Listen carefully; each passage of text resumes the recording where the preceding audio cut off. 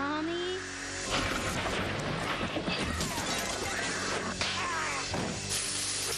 With the terrifying turn of the head, The Exorcist spawned a new breed of horror film. I remember thinking to myself, how am I going to tell my mother? Audiences kept repeating, "It's only a movie." I'm not going back in there. People were vomiting, it was just this intense, visceral reaction to the film. Yet each bone-chilling scene pulled them deeper into the belly of the beast. I ain't never took my coat and hit it over my face like that. Seeing the movie was an emotional assault, making the movie pure hell. She was just yelling, "Stop, stop, stop." People on the set were starting to get a little freaked out. There was a great feeling that bad things were happening. I got the sense that the devil's going to get me. 3 decades and 3 sequels later, the demon surfaced again. And so did the bizarre happenings.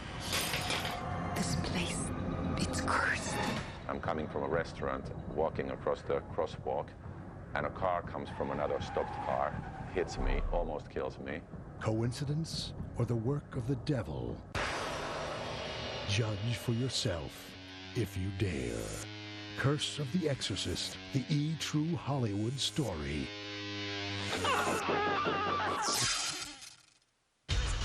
dream of being from life's ambition was to be the star. Covers the public scandal.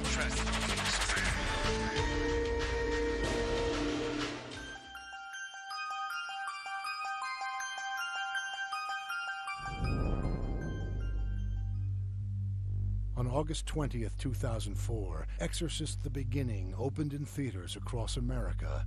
The supernatural thriller is a prequel to what has been called the scariest movie of all time, The Exorcist, released in 1973. Exorcist: The Beginning tells the story of Father Merrin, the elderly priest who performed the exorcism in the original film. In the beginning, the young Merrin faces the devil for the first time. Exorcist: The Beginning is the latest chapter in a pop culture phenomenon that began in 1971 with the publication of William Peter Blatty's chilling novel, The Exorcist.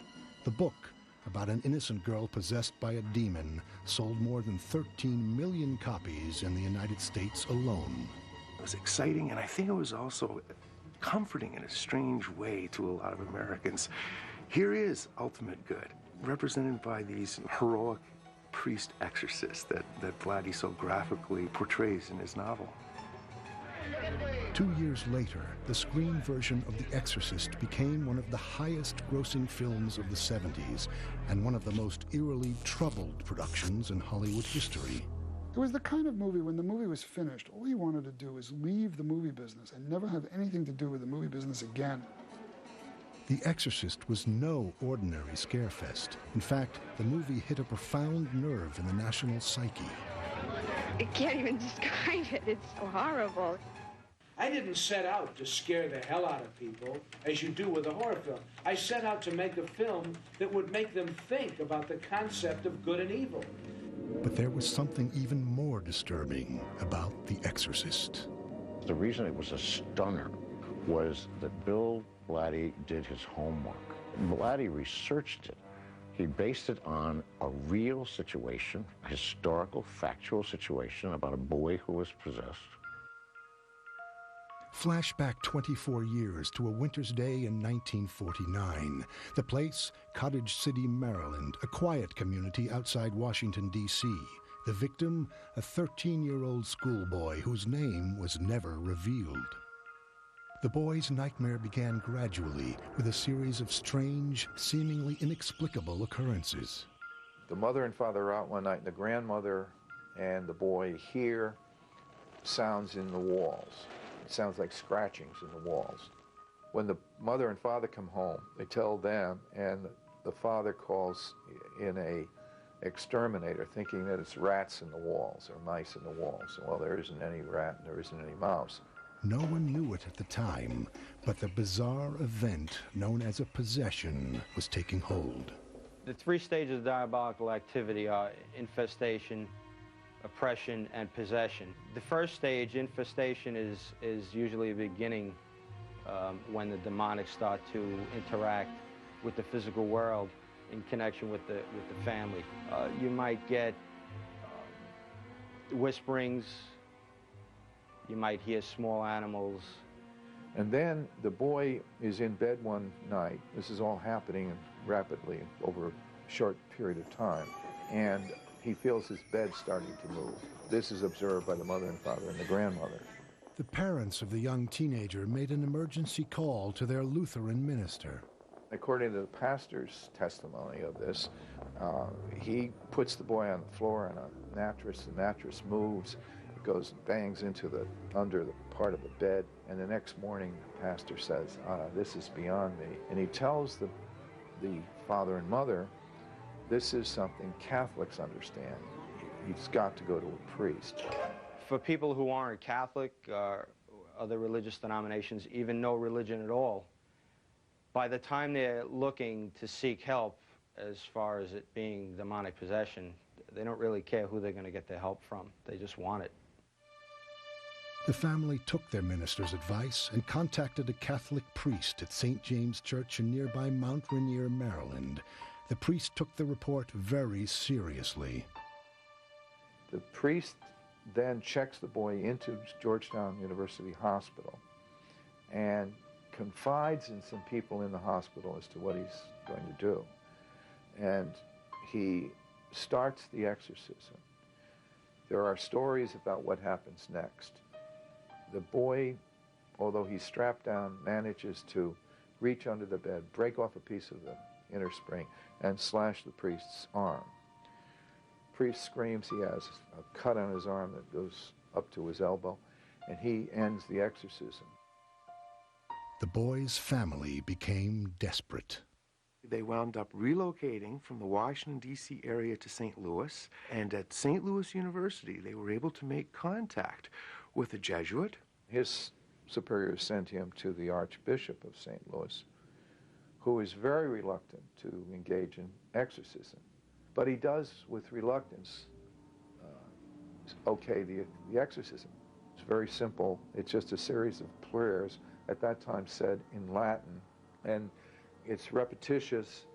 It really just says, I'm the priest, I'm representing Jesus Christ, and in the name of Jesus Christ, I'm telling you to get out of that victim. And then it's supposed to happen. It doesn't happen.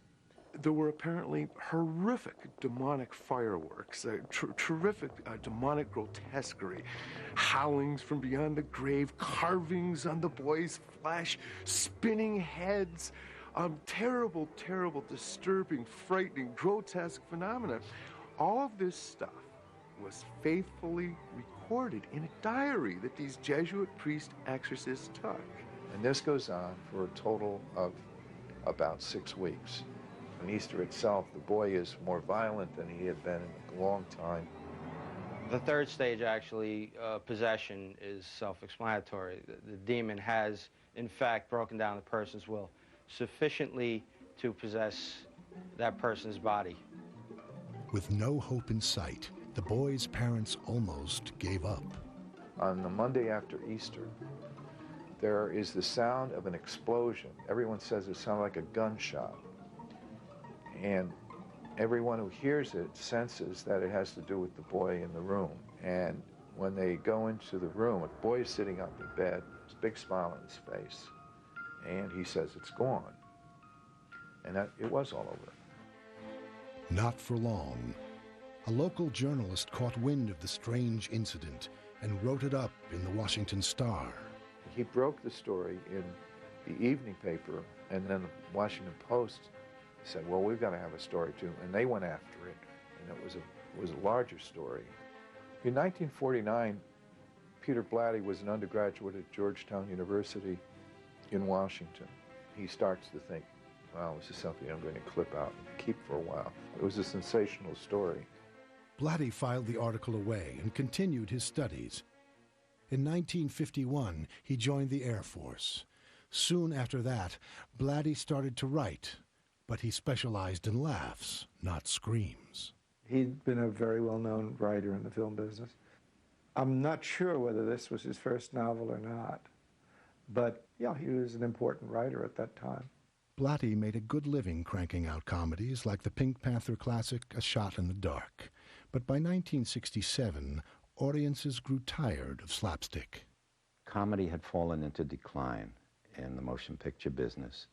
And I said, well, fine, I'm a writer. I can write anything. Put me up for this, that. I couldn't get any serious assignment. Blatty, he's a comedy writer. I mean, just off the wall. Farce is what I was best known for. And so I thought, well, I have nothing else to do other than go down to the unemployment office every week. I think I'll write that novel I've been thinking about for so many years. Blatty decided to pen a new kind of story based on the clippings he saved nearly 2 decades earlier. The 39-year-old writer then got in touch with one of the priests who assisted in the 1949 exorcism in Maryland. Blatty gets a letter back from Father Bowden, which I've seen, in which Father Bowden says, I can't tell you anything about this. Preserve don't identify the boy. But he says, I'll tell you one thing about it. It was the real thing. So Blatty changes the victim from a boy to a girl. At a party on New Year's Eve, 1967, William Blatty met an executive from Bantam Books and told him the extraordinary tale of the child possessed by Satan. When the sun rose on 1968, Blatty had a handshake deal to write the novel that changed the face of movie horror forever. Coming up, lights, camera, pea soup. Anything he did to me was uncomfortable. I mean, they plastered my face in every direction. And later, was a great feeling that bad things were happening during the making of the movie.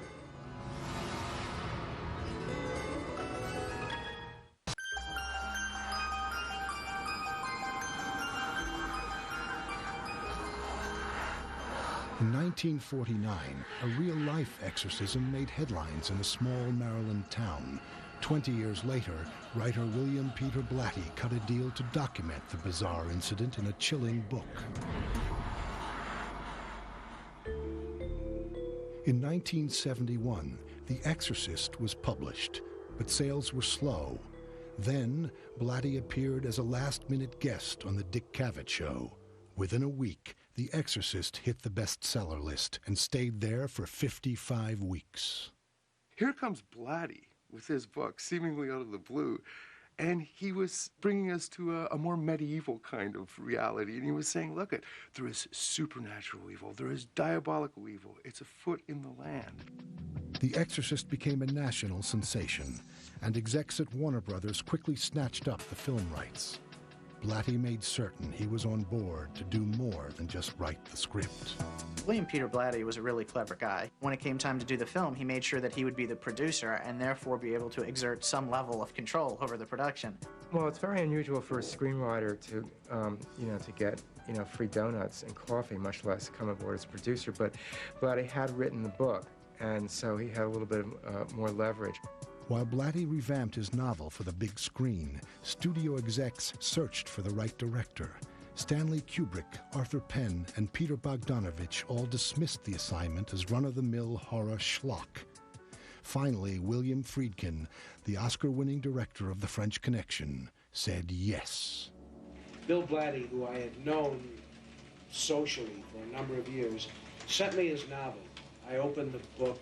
I had a dinner engagement, and I opened up the manuscript. I never went out to dinner. I just read it straight through, and I thought, this is fantastic.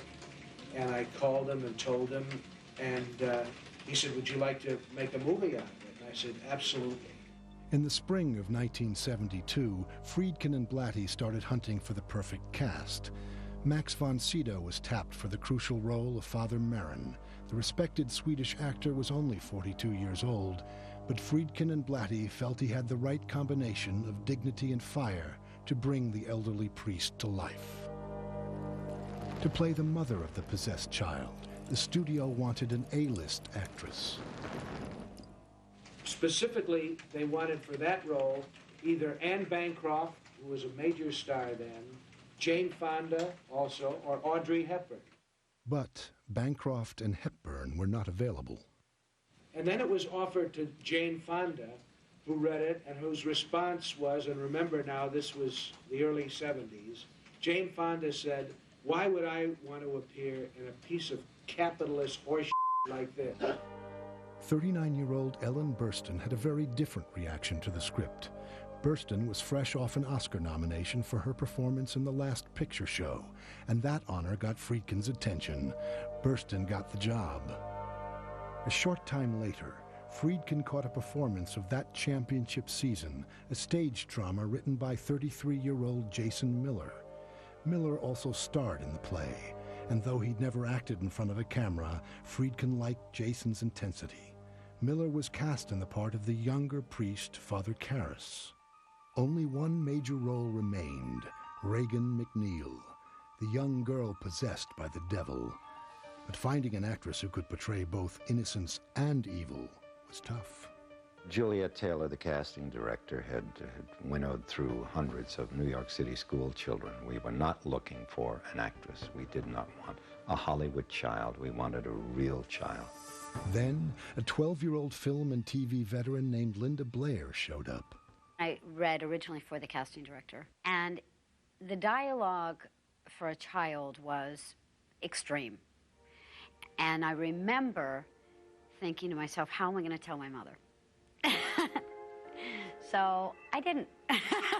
We finally got it down to 3, and at that point, Billy and I interviewed the girls, and I have only a vague recollection of that, except that my conclusion was, and certainly his, was that she projected the stability and the wholesomeness and the optimism and the normalcy that we wanted for this girl. When I met Linda, I knew instantly that she was pulled together enough and bright enough and intelligent enough to deal with this material.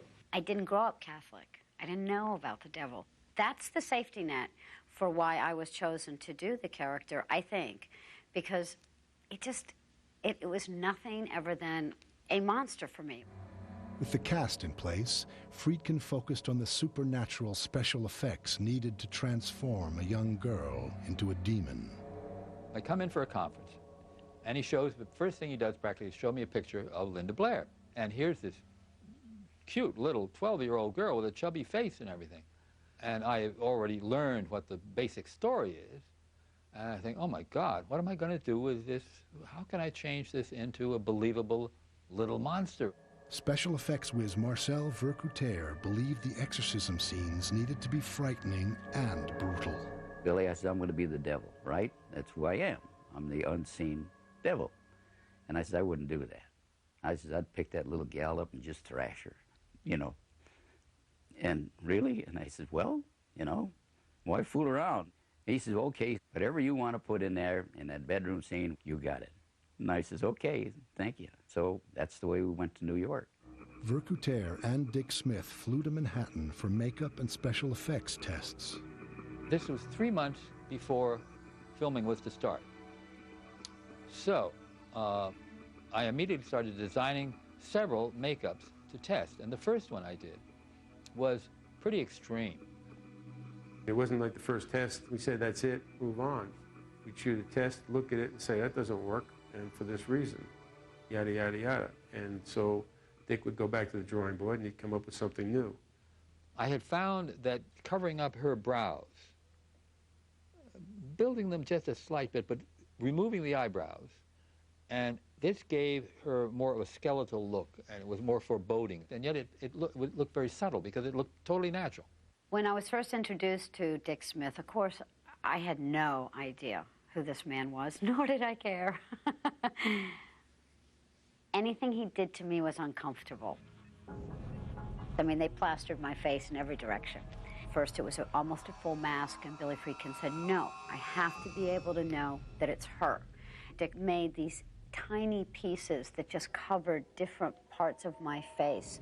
And as he said, to take a so-called like a cherubic face and to make it into something very evil.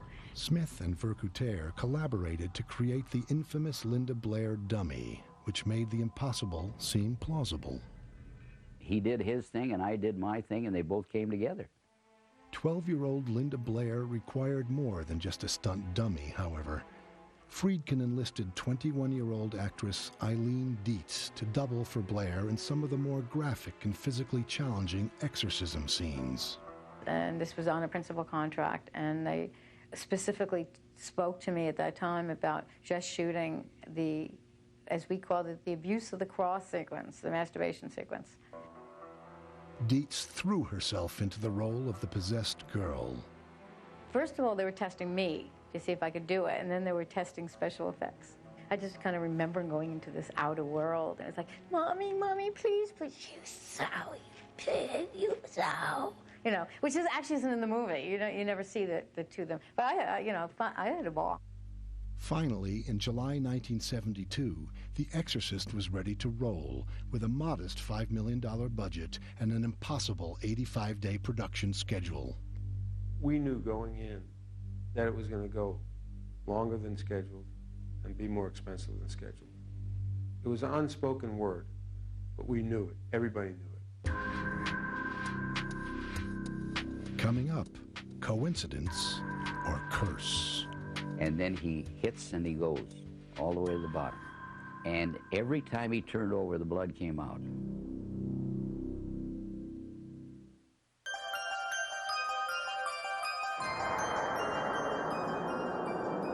By summer 1972, director William Friedkin assembled an all-star cast and crew to shoot The Exorcist. Yet nothing prepared these Hollywood veterans for what lay ahead. Just days before film rolled on The Exorcist, writer-producer William Blatty stepped in. Blatty thought his friend, Father William O'Malley, was perfect for the small but pivotal role of Father Dyer. They were looking for a genial doofus priest, and I walked into the part like a hand into a surgeon's glove. They couldn't have done better, I don't think. I mean, if they're looking for somebody who is incredibly airheaded but smart, how about that? Friedkin came out of documentary filmmaking, gritty, true, realistic, authentic. And I suspect for him, having the real priest in the film was a way for him to add sort of local color to the film. Friedkin didn't stop there. He took one look at the soundstage on West 54th Street, and heads rolled. We took a walkthrough, and by the time we finished this walkthrough, Billy fired the production designer and the set decorator and hired two new people who flew in from California. 4 weeks and $200,000 later, shooting finally began on The Exorcist. The date, August 29th, 1972. Friedkin demanded that the first frames sizzle. And we're already like a month behind. We haven't shot anything at all.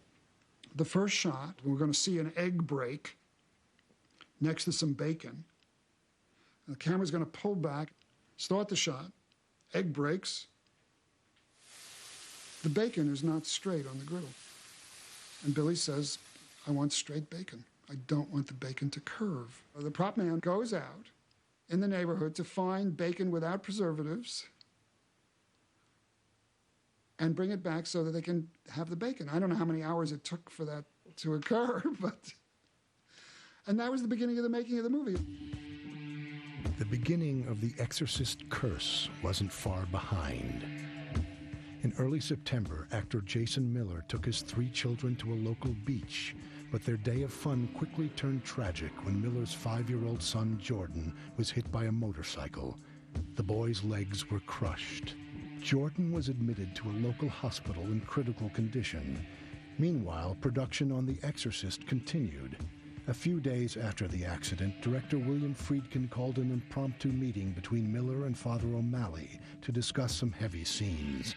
But Jason had other things on his mind. His son. Here it is, something like 2 o'clock in the afternoon, and Billy gives us Jack Daniels. And So I'm sipping this Jack Daniels, and Miller is sloshing this Jack Daniels, and Billy excuses himself to take a phone call. And Jason really got sauced, or appeared to be, and he started to cry. And I put my arm around him and let him cry. And all of a sudden I heard Billy Friedkin at the door saying, "Oh, Jesus, if only I had a camera." Because we were playing out that scene. He'd set us up. Miller's son remained in critical condition for 10 days. Then he made a sudden, miraculous recovery. Still, the accident casts an ominous shadow over the production. Some weird things had been happening on the sets, and people were getting really spooked about the film they were working on. In October 1972, the company traveled to Washington, D.C. Several scenes were filmed at Georgetown University, a Jesuit college founded in 1789. Father Thomas King taught theology at the school. When they first came, I remember they were, in general, spooked out in that they felt the devil was after them to try to make them stop making the movie. So anyway, I remember then Blatty asked me, "Would you bless the movie set?" And as we're ready to start filming, I said, "Yes, I'll do that." And then he said, "How long will it take?" I thought, 8 minutes. They wanted everything precise. So I said 8 minutes. I remember then giving a blessing there and sprinkling everybody with holy water for a while. And that was the blessing that we gave as they started filming in town. The exterior of the fictional McNeil house was also shot on location in Georgetown. They took the house and they did make it look like it could be a haunted house. It didn't look haunted at all, just it's a very square, ordinary shape. And but they made their little additions and it looked very different. Friedkin's perfectionism knew no bounds, especially when it came to one of the movie's most famous moments, the arrival of Father Merrin.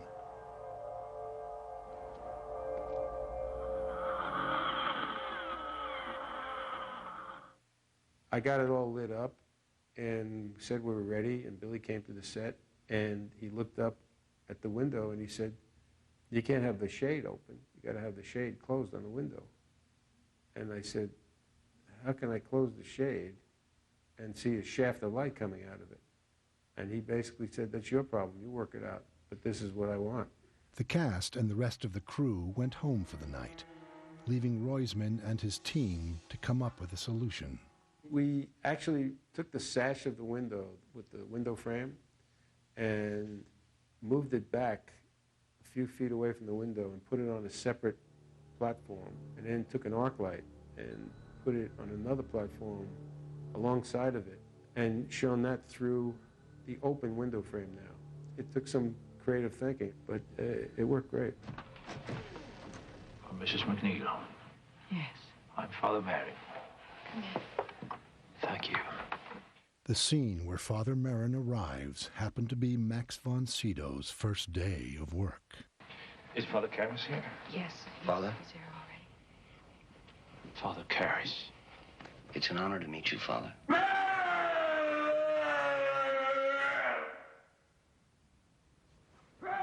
Are you very tired? No. I'd like you to go quickly across to the residence, Damien, and gather up a cassock for myself. 2 surplices, a purple stole, and some holy water. And your copy of the Roman ritual, the large one. I believe we should begin. The very next morning, however, von Sydow received some horrible news. His brother died unexpectedly in Stockholm. Von Sydow caught the next flight back to Sweden. The curse of the Exorcist was gathering force. In the movie, Father Karras battles the demon inside of Reagan, leading to the shocking climax filmed on the 100-foot stairway that connected Prospect Avenue to the Georgetown waterfront. You son of a bitch!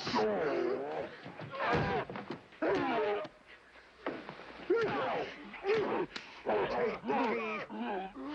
Come into me! Damn you! Take me! Take me!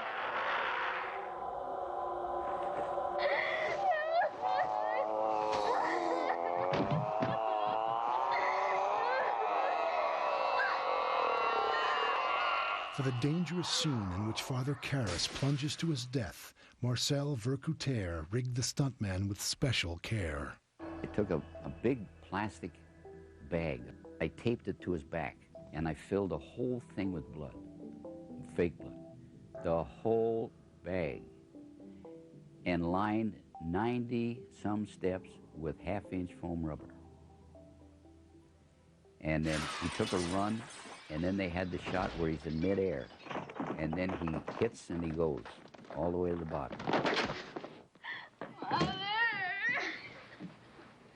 And every time he turned over, the blood came out. Going, and when he landed at the bottom, he was just perfectly right.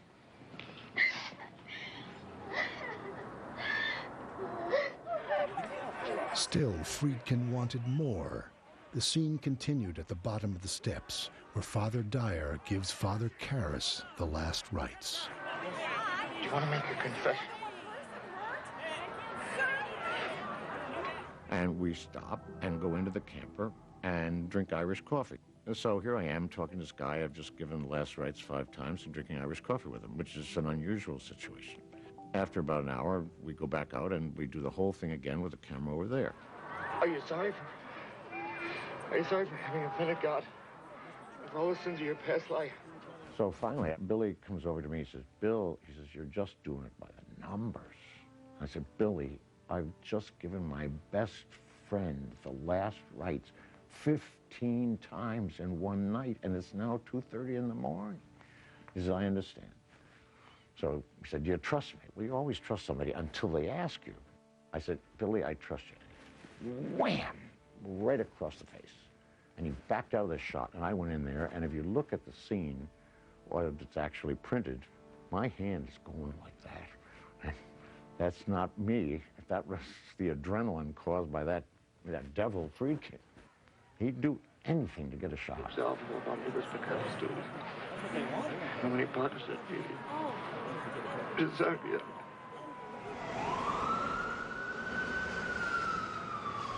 Coming up, The Exorcist goes up in flames. Working on that film, it's like taking a trip to hell and living to tell about it.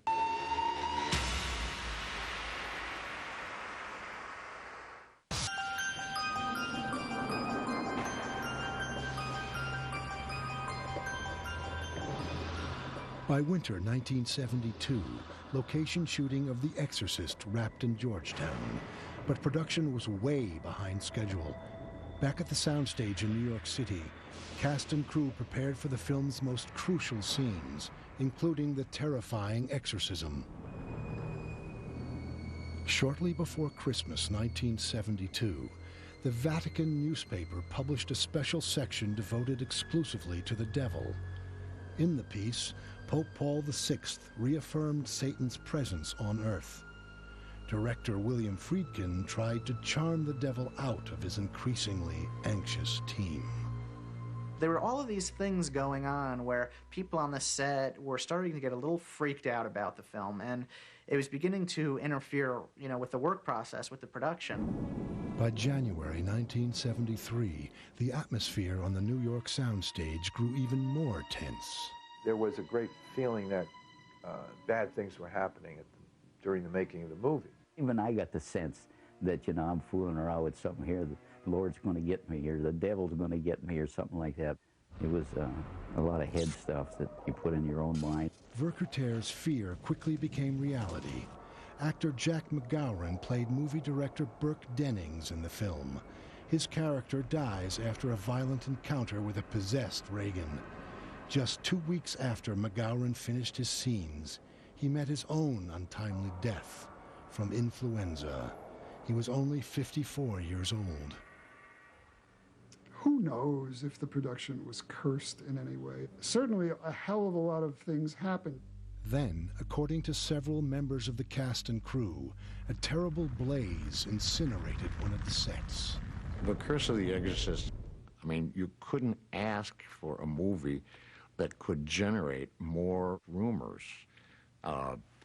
All I know is that there was one fire, which was real. More than 3 decades later, the alleged fire remains open to debate. There wasn't a fire. There wasn't any symptom of a fire. One night or one day or something, one of the 4-aught cables or something started to get hot and it smoked. I did not see the things that other people maybe saw.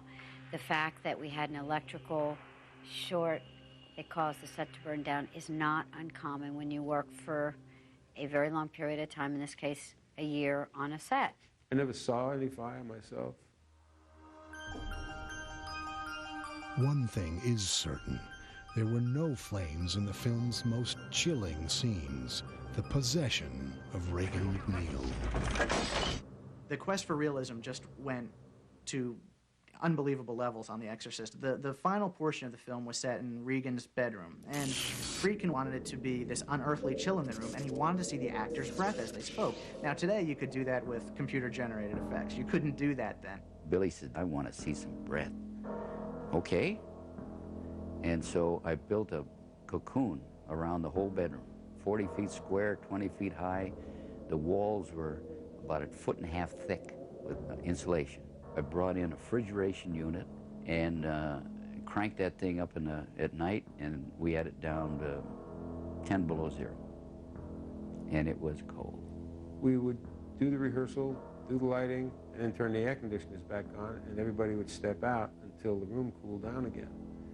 And we had to wait till the room was, I think, close to 20 below zero before we could go back in and shoot. And Billy wore a famous red jumpsuit, which he was always walking around in. It was cold, it was difficult, it was uncomfortable, and there, I mean, it wasn't pleasant.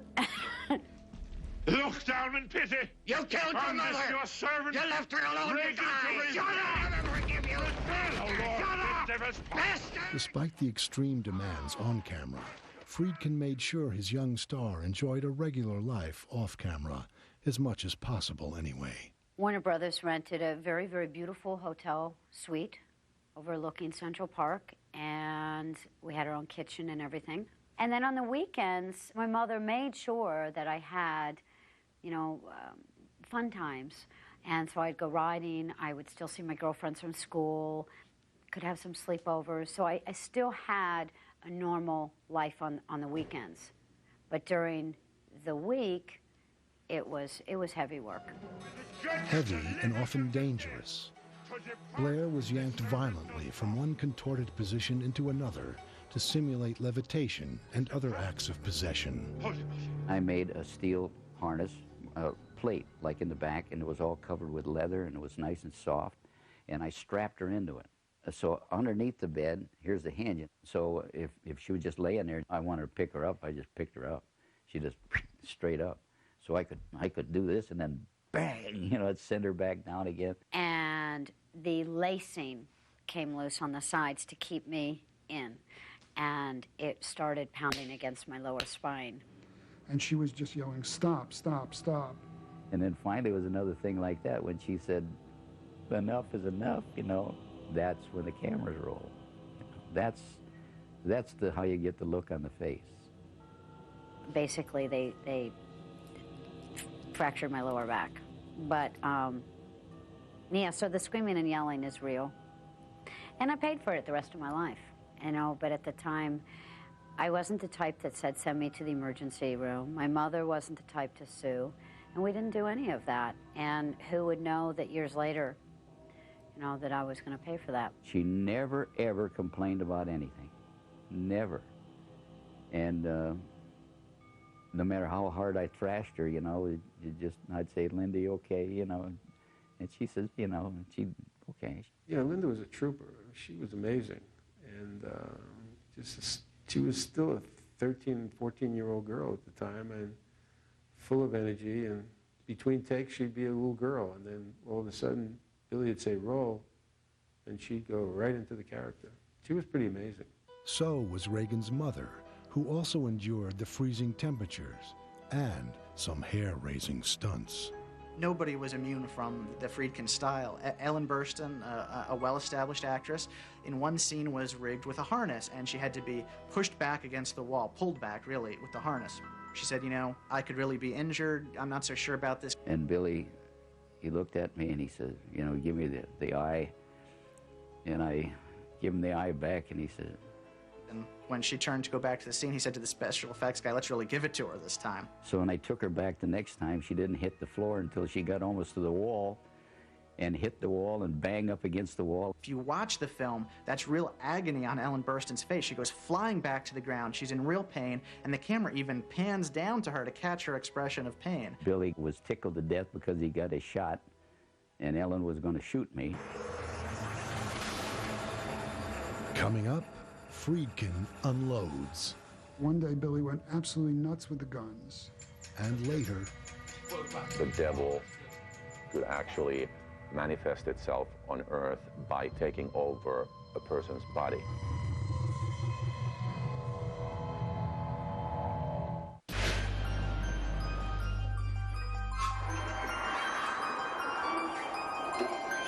By early 1973, production on The Exorcist entered its 5th month, but the film was plagued by a series of deaths, injuries, and strange accidents, on screen and off. In an attempt to capture pure evil, director William Friedkin made the actors work in bone-chilling cold. However, by spring 1973, execs at Warner Brothers turned up the heat on Friedkin. It's the only time I've ever had to go before the board of directors and reassure them about a picture and its budget, because it developed that media madness of it's a runaway, it's completely out of control, it's a disaster, blah, blah, blah. The movie went on, and it went on, and it went on. The reason we were over budget was because Billy was so open and would share challenges about, you know, the breath in the frozen room, the rotating head.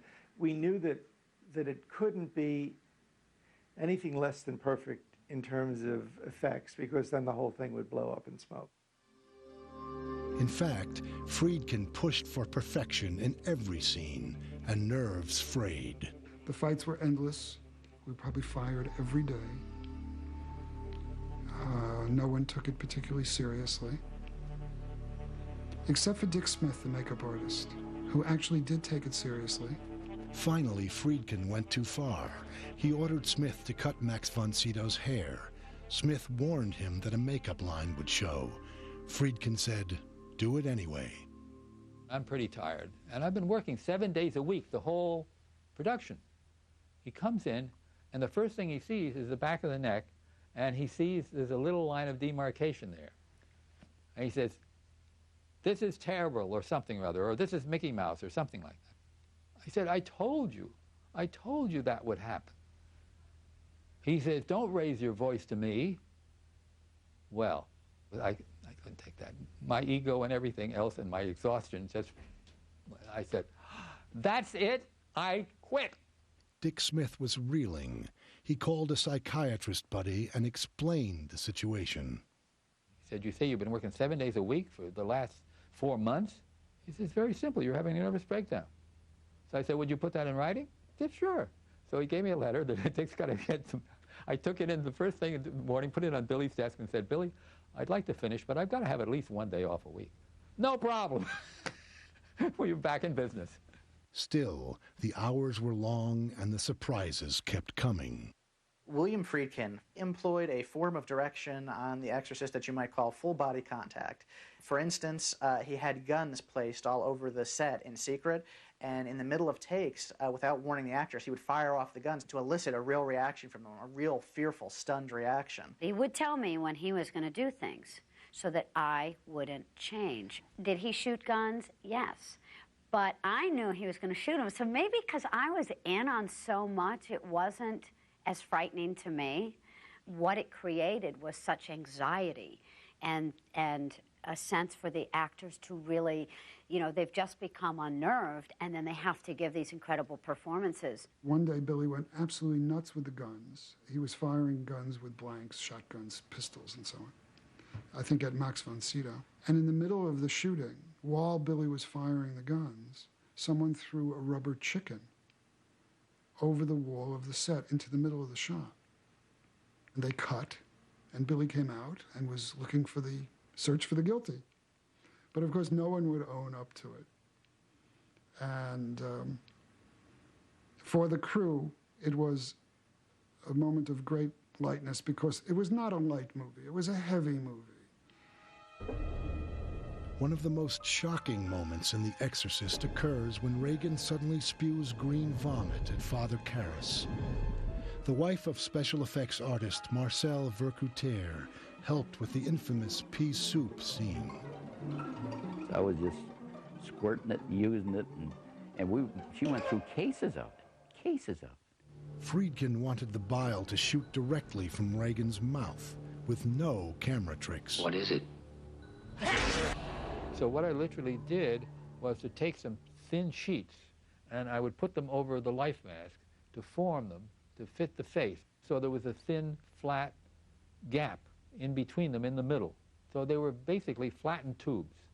And then put on the other end rubber tubes that would go together in the back and go to a longer hose that would go to Marcel Vercouter's pumper, and with a hot pea soup.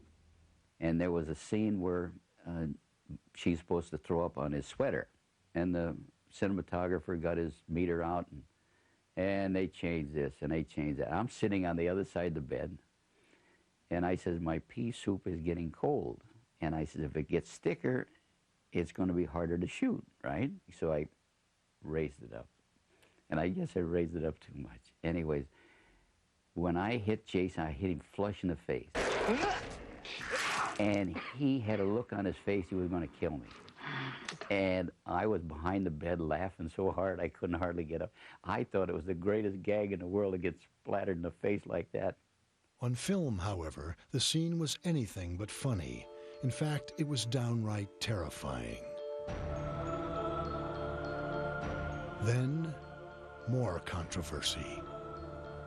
We delicately called the masturbation scene the abuse of the cross sequence. Linda Blair performed much of the scene herself, though 21-year-old Eileen filled in for some of the more graphic close-up shots. It was kind of a rough thing to do, to ask a 12-year-old to be in a movie like this or to portray everything that was going on. And I do know that that's why I was hired to do the masturbation scene, as much because she was only 12 as for any other reason. I didn't think it was very nice. I didn't think it was good. I was extremely embarrassed. I thought I would never be talking about it again in my life. It was like a horrible thing for me to have to do. Still, there was no getting around Regan's foul mouth. Sometimes people would walk up to her and say, how do you handle, the swearing you have to say and the cursing and all these terrible things you have to do? And she would just say, I'm not doing them, Regan's doing them. So she was able to really compartmentalize in a healthy fashion. A lot of the dialogue in the movie was not in the script.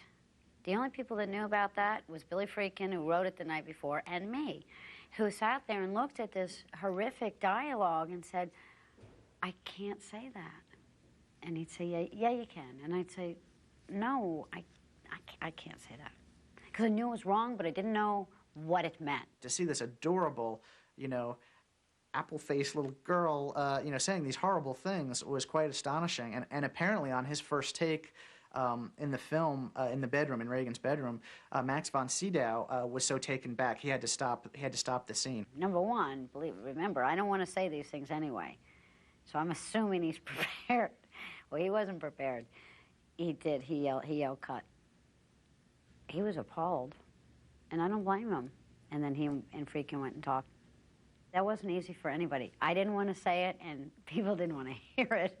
It's pretty bad. I think that it must have been extremely difficult for Linda Blair.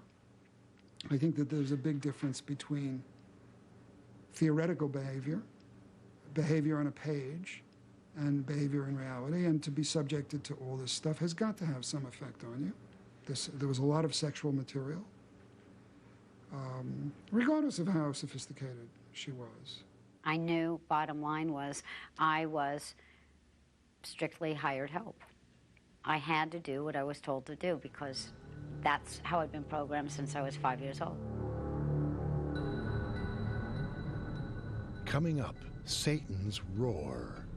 They had her drinking and swallowing egg yolks and vomiting and smoking cigarettes. What was the title of the Exorcist spoof starring Linda Blair? Log on to eonline.com and test your THS IQ.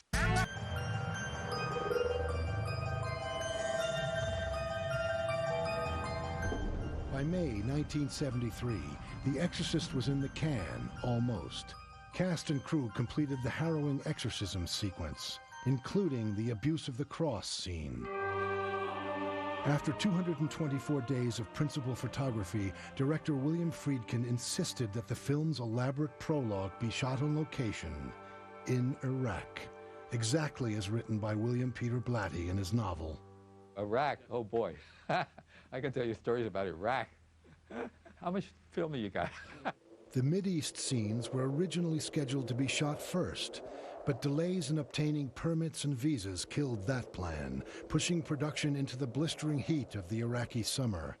Accommodations weren't exactly 4-star. It was so primitive then that in the second largest city in Iraq, if you wanted to call out of the country, you had to go to the post office, make out an application, tell them where you would be, generally speaking, and then they would notify you. Now, you were lucky if maybe 3 days later, they came in the middle of the night at your hotel, woke you up and said, you can make your telephone call now. For the 10-minute desert prologue, Friedkin shot 4 hours of footage. We were supposed to be there just 1 week. It was so fascinating. It was so picturesque. The things were, the footage that Billy took just for background stuff, he had a ton of it. And so he was having a ball. Finally, in July 1973, The Exorcist wrapped. After nearly a year's work, Friedkin flew back to New York to begin post-production. The film, once it was done, happened to be edited at an address, a very specific address in New York City. It was 666 Fifth Avenue. So maybe that was part of the curse, too. In October, 2 months before the scheduled release date, Friedkin relocated to the West Coast to mix the blood-curdling soundtrack. I remember Friedkin pulling out a book of Hieronymus Bosch paintings and saying, I want Linda Blair's voice to sound like these paintings. Friedkin tried out all sorts of electronic sound effects, but nothing seemed to work. Then he got an idea: to make the demon's voice human. Enter Mercedes McCambridge, a 57-year-old actress with a deep, raspy voice no one could forget. McCambridge won an Oscar for her role in All the King's Men, but The Exorcist called for a new bag of tricks. I know how hard she worked because Billy Friedkin told me that he kept her up for 24 hours, that he had her drinking and swallowing egg yolks and vomiting and smoking cigarettes. And so she went through a lot. She did her own performance in order to give that performance. And it's incredible. The sound drives the movie. The Linda Blair voice is unlike anything that we've heard up until that time in the history of film sound. Everyone who saw the initial cut knew Friedkin achieved the impossible. I was out in Hollywood for something. It was 6 months later. And I called Billy, and he said, oh, yeah, why don't you come on over? I've just finished putting together the masturbation scene. I looked at that thing. It only runs a little tiny bit over a minute. And though I knew every foot of it, I'd seen every daily, everything, worked on it, all that intimately, chills went up my spine. My wife at the time, I had a projection room and I ran it a number of times, and she was terrified. She would play Gregorian chants upstairs while I was looking at it downstairs, so as to create a kind of balance of power in the house. Meanwhile, America was changing, and audiences were hungry for something new. It was the end of innocence with Watergate, with Vietnam. There was no more normalcy in the United States, and I think it was a time of panic and great tension. I think for the first time in modern American history, people in the nation were really looking at all these problems and saying, you know, we have all this technology, we have all this modern culture, but is it really helping us? 3 days before The Exorcist opened, Friedkin was still putting the final touches on the film. In point of fact, it wasn't finished until the very last minute, and I believe that we had to use a couple of the Warner Brothers jet aircraft to get the prints out in time. Coming up, The Exorcist turns a lot of heads. People were vomiting, you know, it was just this intense, visceral reaction to the film. Oh, God, I can't believe it.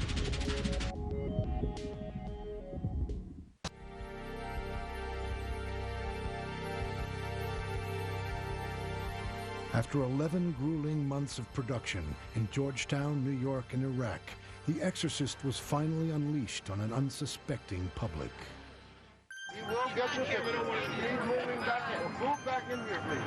On the day after Christmas 1973, The Exorcist opened at just 22 theaters in select cities across the country. The studio wasn't really ready for what this film was. They didn't know exactly what they had in their hands. So when Warner Brothers released the movie, they were not ready for the gigantic audiences. People just came and waited for hours and hours to see that movie. On a more orderly line. You're blocking the sidewalk. Reaction to the film was unlike anything before in movie history. No. Why was that? I'm not going back in there. I have a friend in there alone, and I don't want to leave her in there alone. People were running up and down the aisles who came in to see the film. There were people who had reported they fainted, or that people were vomiting, or that people were praying. You know, it was just this intense, visceral reaction. To capitalize on the buzz, the studio scrambled to book more theaters as fast as possible. William Peter Blatty and William Friedkin suddenly became household names. The index of how successfully the two Bills did it is that people tended to believe it. I mean, they thought that experientially it was quite possible. I'm not standing here shaking for nothing. How about you? It's very, very real. I don't like it. I want to go home. I want to see if it's going to make me throw up. Man, that is one of the most grossest movies in the world. It is. I ain't never took my coat and hit it over my face like that. It doesn't bother me that much, but I guess it bothered her more than it bothered me. The Exorcist broke box office records everywhere. Reviews were mixed, but nothing stopped audiences from flocking to theaters. The numbers were extraordinary. It became a sort of phenomena. It was, you know, I think perhaps the most successful film that we had made. On January 9th, 1974, The Exorcist grabbed 7 Golden Globe nominations, including 2 for Linda Blair as Best Supporting Actress and New Star of the Year. At the ceremony 2 weeks later, the film won for Best Drama, Best Director, and Best Screenplay. And Blair walked away with the Best Supporting Actress trophy. It was a standing ovation, and it was too much. I'm very sensitive, and I mean, I just started crying. But the curse of The Exorcist wasn't over. In a January 27th New York Times article, actress Mercedes McCambridge blasted Friedkin and Warner Brothers for not giving her a screen credit. Mercedes McCambridge was hired originally to do The Voice, and there are discrepancies of how the credits went down. You have a credit, you don't have a credit, and I wasn't privy. Very few people were. I don't know the truth behind that. I think anybody should have a pretty good idea. I don't talk like that. And she did an incredible job. The Screen Actors Guild intervened, and McCambridge eventually got her credit. But more controversy followed. In February 1974, the LA Times reported that studio brass urged Eileen Dietz to sign a gag order to prevent her from saying that she doubled for Linda Blair in certain scenes. That's what her job was. That's what she was hired to do. But Billy didn't want to, because you wouldn't be talking about the film today. You would have said, well, it was somebody else that did it, and then they just had this young girl, and that would have been it. Despite the controversy, The Exorcist was nominated for an impressive 10 Academy Awards, including Best Director and Best Picture. Once again, 15-year-old Linda Blair was a contender for Best Supporting Actress. However, at the ceremony in April, Blair lost to 10-year-old Tatum O'Neal, who won for Paper Moon. The nomination is something I still have for the rest of my life. But it didn't bother me, because adults have more knowledge of why they need to win, maybe, because it can change their career completely. For me, it was more like, I was just in awe of being there. And for Tatum to win, that was fine. I thought she did an incredible job. The Exorcist did win 2 Oscars. William Peter Blatty won the award for Best Adapted Screenplay, and Chris Newman took home the top prize for sound recording. I was nominated for the French Connection, and we lost to a musical, Fiddler on the Roof. I was nominated for Godfather 1, which is as fine a soundtrack as I've ever been connected with, and we lost to Cabaret. I was nominated for The Exorcist, and the only reason we won was because there were no musicals that year. The Exorcist didn't score in the top 2 categories, Best Director and Best Picture. However, the film became the second biggest hit of its time, behind The Godfather. One thing that happened as a result of The Exorcist being such a big hit was that Hollywood saw that they could release movies in hundreds of theaters at the same time. So a few years after this, you had Jaws, which was released on about 400 screens. And the pattern was really set, thanks to the success of The Exorcist, for the big, wide-release blockbuster movie. The impact of The Exorcist reached way beyond the box office.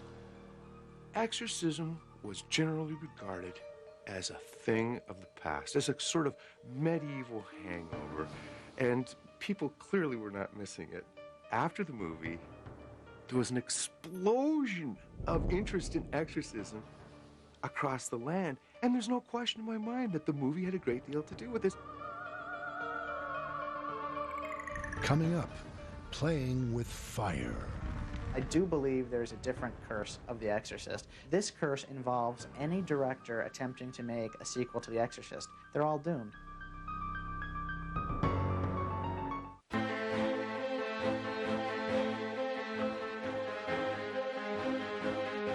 In early 1974, The Exorcist was honored with 4 Golden Globes and 2 Oscars. Legions of fans around the world turned the supernatural thriller into a monster at the box office, spawning a new breed of horror film. The shocking success of The Exorcist made studio execs hungry for more. Studios are factories, and they have a factory notion of filmmaking. They feel that films are sausages, and these factories turn out as sausage factories, and if they did it once, they can do it again. Warner Brothers for many years asked about doing The Exorcist 2. It's only natural to do a sequel. And we said no. No, no, no, no, no. All these guys who are planning prequels and sequels, in my opinion, they're just rip-off artists.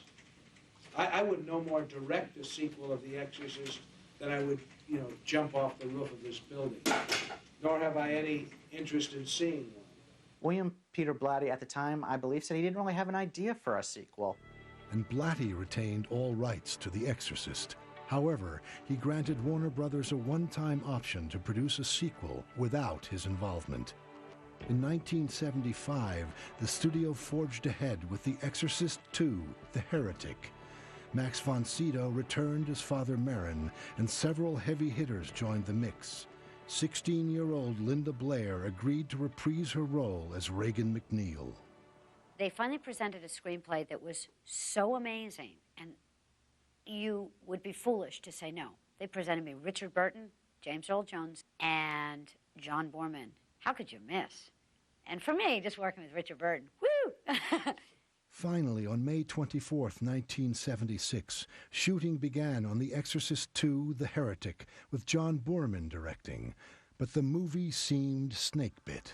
It was a mess, and it every day changed. Too many cooks spoil the brew, and the film never had a chance. For some reason, the creators of Exorcist II decided it was important to name on screen the demon who had haunted Regan in The Exorcist. Now, the character was named in the book.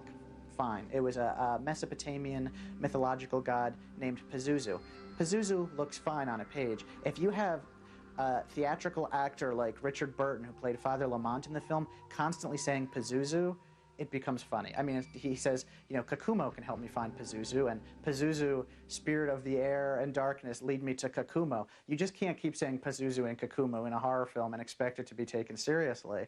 Dick Smith was another veteran of the first Exorcist movie who came along for the bumpy ride. What Borman did was say, use the same contact lenses, but just make her look sexy, and that will be the Pazuzu, you know. Well, first of all, it didn't work on Linda. I mean, she was still pretty young, and she just didn't come off as an evil bitch, shall we say. Finally, shooting wrapped in November 1977, and 7 months later, The Exorcist II: The Heretic opened nationwide. This time, however, there were no long lines or people fainting in the aisles. In fact, the film was a critical and financial disaster. William Friedkin, who directed The Exorcist, wasn't surprised. I looked at it, and I was able to see about an hour of it before I literally got sick. To me, it's a stupid film made by inferior intellects who are just out to rip off an unsuspecting public and separate them from their hard-earned money. I do believe there's a different curse of The Exorcist, and this one I have lots of proof for. This curse involves any director attempting to make a sequel to The Exorcist. They're all doomed. But William Blatty believed the sequel's only curse was a lousy story. Blatty had issues with the original film too, and he was determined to make things right. He felt that some viewers went away from that film feeling that evil had won, although that certainly wasn't his intent. So after a period of years, he thought, well, I would like to have the other side of that equation, and he wrote this novel, Legion. Legion was set in Georgetown 15 years after the first Exorcist. The novel hit bookstores in 1983 and became an instant bestseller. But with Legion, Blatty was in no hurry to sell the screen rights. He wanted to direct the movie version himself. 6 years later, in 1989, he got his wish. James Robinson, CEO of Morgan Creek Productions, agreed to bankroll the film. I felt it was a franchise, and I felt that somewhere down the line it should become a TV series.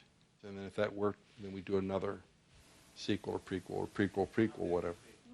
However, the movie Blatty delivered surprised the hell out of studio execs. It was a subdued, sensitive, intimate film that had all of these really interesting theological discussions in it. You believe in possession, Father? What happened is the studio said, well, we want to sell this as a sequel to The Exorcist, so we want to call it Exorcist 3. And William Blatty had two problems with that. First, there was no exorcism in the film, so why call it Exorcist? Secondly, why would you want to reference Exorcist II: The Heretic, which was so bad, and give this a numeral like 3? So that was a problem, but it did become Exorcist 3, and when studio executives realized there's no exorcism in this film, they made him go back and shoot an exorcism for the film, even though it didn't have anything to do with anything. Despite the contentious debate and a makeshift scene that made little sense, Blatty worked his magic. In William Peter Blatty's The Exorcist 3. The Exorcist 3 earned $25 million and turned a profit, despite mixed reviews.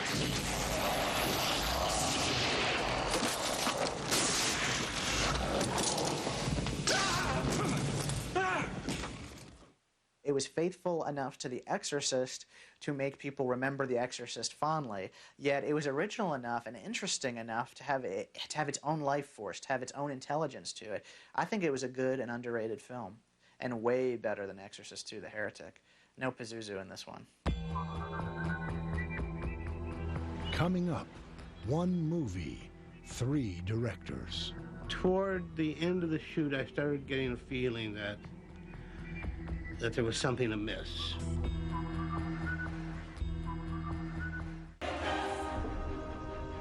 In 1977, The Exorcist II: The Heretic was a critical and commercial disaster. More than a decade later, author William Peter Blatty dreamed up another horrific cast of characters. And The Exorcist III became a moderate hit. But did the public crave more evil? And what price would cast and crew pay to create it? James Robinson, CEO of Morgan Creek Productions, bought all rights to any future Exorcist projects. For years, Robinson tried unsuccessfully to develop an Exorcist TV series. He also hired William Wisher to develop a script for a feature-length Exorcist prequel. Meanwhile, William Peter Blatty and director William Friedkin convinced Warner Brothers to re-release the original Exorcist, this time with several minutes of never-before-seen footage. Exorcist tickets, come right through. On September 22, 2000, The Exorcist returned to theaters across the country.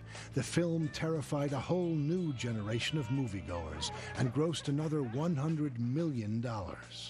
Well, I wasn't allowed to go when I was little. It was kind of a banned thing for my mom. But in May 2001, another member of the original Exorcist crew was struck down. 62-year-old Jason Miller died suddenly of a heart attack. Back at Morgan Creek, CEO James Robinson decided the script for the prequel needed some work. Robinson enlisted best-selling novelist Caleb Carr to punch up William Wisher's draft. In the fall of 2001, John Frankenheimer signed on to direct Exorcist: The Beginning. Frankenheimer's acclaimed body of work included The Manchurian Candidate and Black Sunday. It was wonderful to get to know John, and we set up a very nice relationship.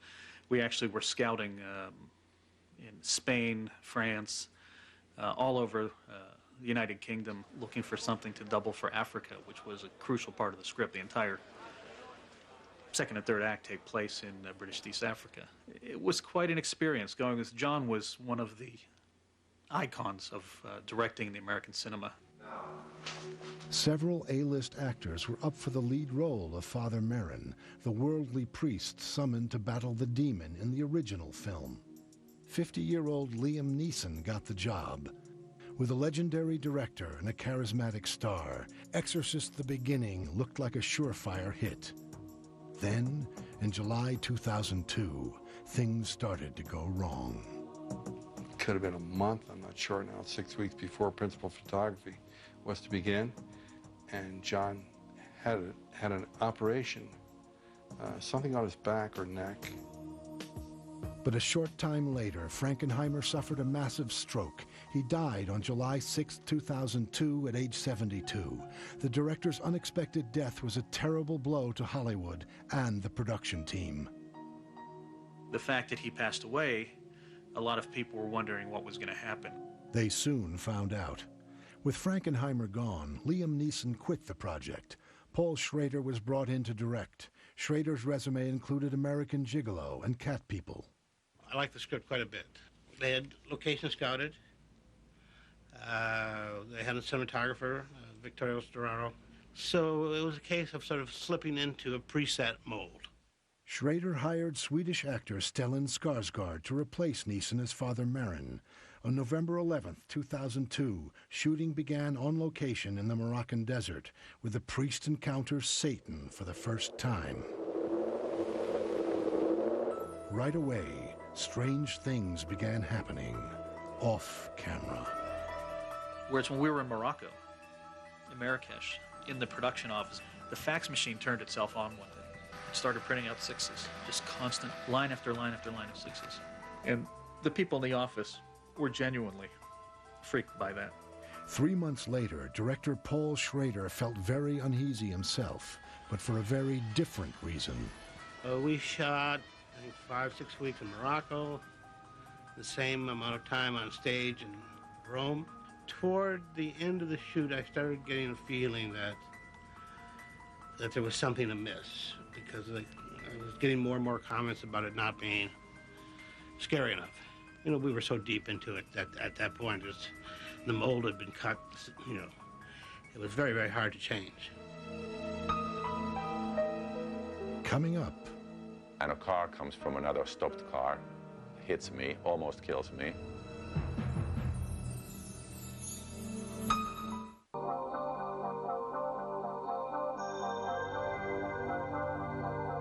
In 2002, legendary film director John Frankenheimer died during pre-production of Exorcist: The Beginning. Frankenheimer was replaced by Paul Schrader. Still, the onslaught of problems that plagued the 3 previous films in the series continued. And background, action. Exorcist: The Beginning tells the story of Father Merrin, the elderly priest who performed the exorcism in the original movie. In the beginning, a younger Marin faces the devil for the first time. After several months on location, much of the film was in the can. However, no one seemed happy. In April 2003, Schrader screened his cut of Exorcist: The Beginning for James Robinson. When I watched the movie, I said, this movie is not going to work broad-based. It's not going to work with the general population around the world like I want it to work. I had the feeling that the decision had already been made. And the initial decision was to reshoot. And that, and I, as I said to them at the time, I said, you know, you're not talking about small changes here. The Exorcist is a very valuable franchise. And the way to protect the franchise and make it more valuable or maintain its value is to continue to make good product, good movies. There never was a great deal of discussion about my cut. I think I spoke with the head of the company for a total of 5 minutes, maybe. Within 2 weeks, I'm having meetings putting together another movie, a brand new movie, again, The Exorcist, and we changed the cast, and we rewrote the script, and we put a new director on. Rennie Harlan was the top contender. With Die Hard 2 and Cliffhanger to his credit, Harlan proved he could deliver the goods. The studio was expecting to maybe shoot a couple of weeks of reshoots and adding little spice here and there. My idea was that you should really shoot the whole film from beginning to till end and make a different kind of a film, because I sensed that that's what the studio was really after. At the same time, I felt that this was a perfect escape route for me, and I would never hear from them again. Little did I know that about a week or two later, I received a call, and they said, well, we've now talked to a lot of people, and your idea really sounds the best. We really should redo this whole thing. Harlan immediately went to work and soon got introduced to the Exorcist's frightening spell. We have just come up with this sequence that is very disturbing, and while the movie is not very gory, in this one sequence, you have a very disturbing sequence that involves blood. And when I went home, the next day, I wake up to my dog screaming in pain. And I see my dog hemorrhaging onto the floor, spraying blood. And I grab my dog, wrap her in towels, take her to the clinic. She goes into emergency surgery. She's already dead when she arrives at the clinic. They revive her with blood transfusions, and they never find out what was wrong inside her. She was in the hospital for a week and completely recovered. Harlan was shaken, but determined to make the film. In December 2003, he flew to Rome to begin shooting. Cinematographer Vittorio Storaro and actor Stellan Skarsgård were both rehired. Skarsgård's role as Father Merrin was critical to the story. I mean, there's almost no footage from the original Schrader version that's in the Rennie Harlan version, except for some establishing shots when we were in Africa. But since we changed so many of the principal characters, Stellan was the only of the top 4 lead characters, the only one that stayed. And we recast the other 3 roles because of other commitments. And when you recast the roles, of course, you have to reshoot all the dialogue. To work with a studio that had the courage to do that is very unique. I don't think that that has or will happen in this form again. The shoot got off to a good start, but 2 weeks into production, Harlan met the Exorcist curse head on. I've never missed a day of work in my life. Never had any kind of injuries. I've done movies on mountaintops and on racetracks. I've been shooting for 10 days in Rome. I'm coming from a restaurant in the evening, walking across the crosswalk, and a car comes from another stopped car, hits me, almost kills me. I'm taken to the hospital. My leg is very badly broken. When I saw the x-rays after the operation, and I looked at it, I realized that there are 13 screws in my leg. And I was in the hospital for 2 weeks and then shot the entire movie on crutches. Harlan returned to the set and resumed shooting. Then, more bad news. Our finance guy, he went home to England. His son died, got killed. But we toughed it through. It was a tough movie to make. tough movie. Coming up, the beginning of the end. Did I think we had a lot of bad luck? I've never had so much damn bad luck.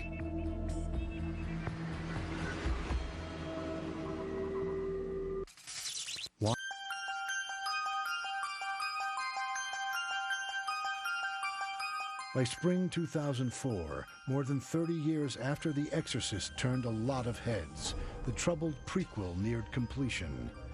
Everyone associated with Exorcist the Beginning couldn't help but wonder, what else can go wrong? Cut! Producer James Robinson and his company Morgan Creek Productions had a monster on their hands. The prequel's first director, John Frankenheimer, died suddenly. His replacement, Paul Schrader, was fired, and the ghosts of productions past shadowed director number 3, Rennie Harlin. Did I think we had a lot of bad luck? I've never had so much damn bad luck. There was definitely an atmosphere where odd things kept happening. But tenacity, perseverance. I mean, what am I going to do, stop working on this movie? No. The original Exorcist is one of the scariest movies ever made. And Exorcist the Beginning was probably one of the scariest movies to make. I've been in these situations before, and you have to stay on top of them. As summer 2004 approached, Rennie Harlin raced the clock to finish Exorcist the Beginning.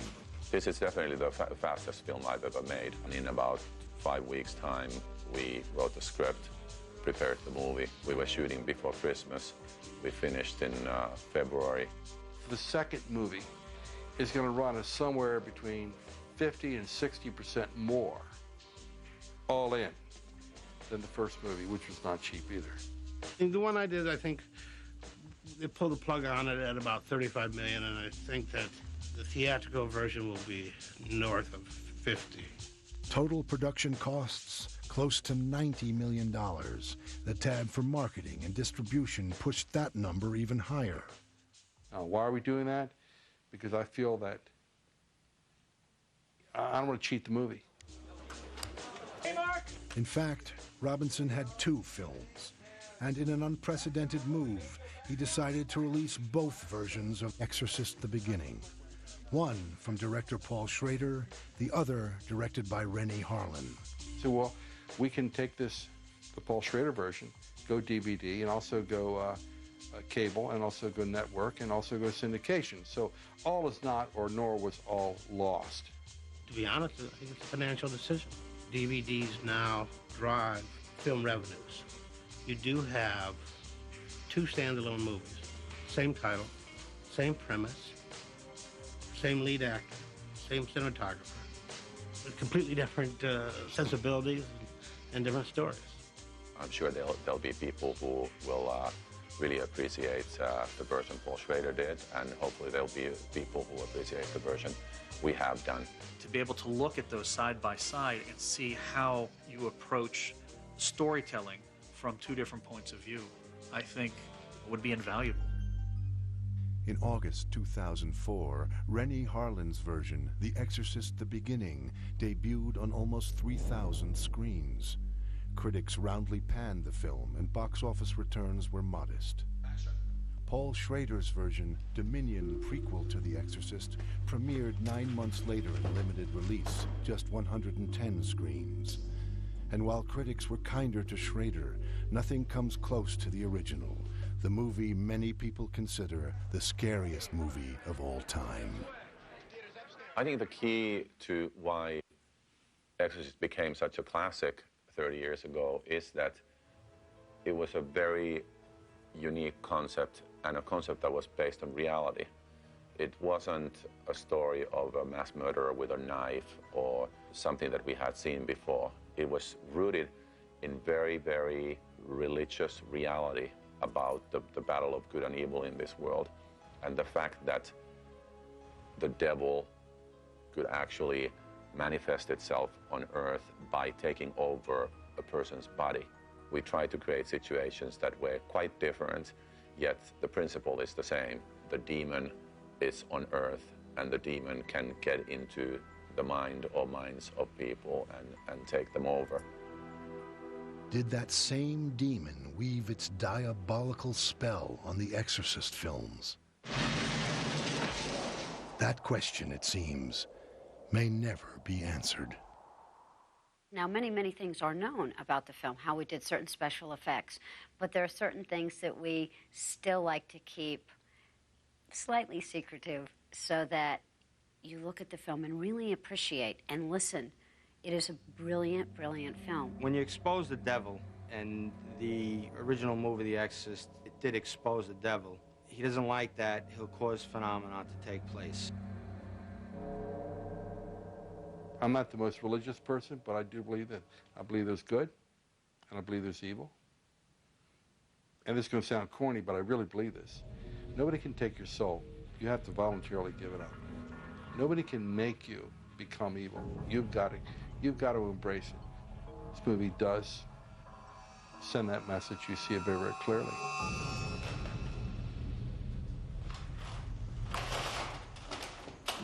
Cuts. Perfect. Fantastic movie. It's really gross. It was really terrific. I want to see if it's going to make me throw up. I've never in my life known a movie where people would faint. I mean, it's hard to make people faint.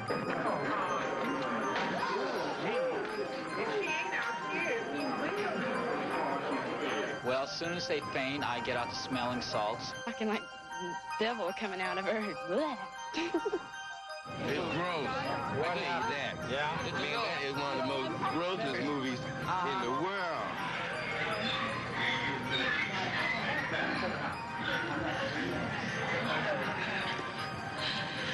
I don't like it. I want to go home. It makes my heart beat too fast. I don't know, it doesn't bother me that much. But I guess it bothers you more than it bothered me. This is the second time we've seen it. We still can't hack it. No. Why?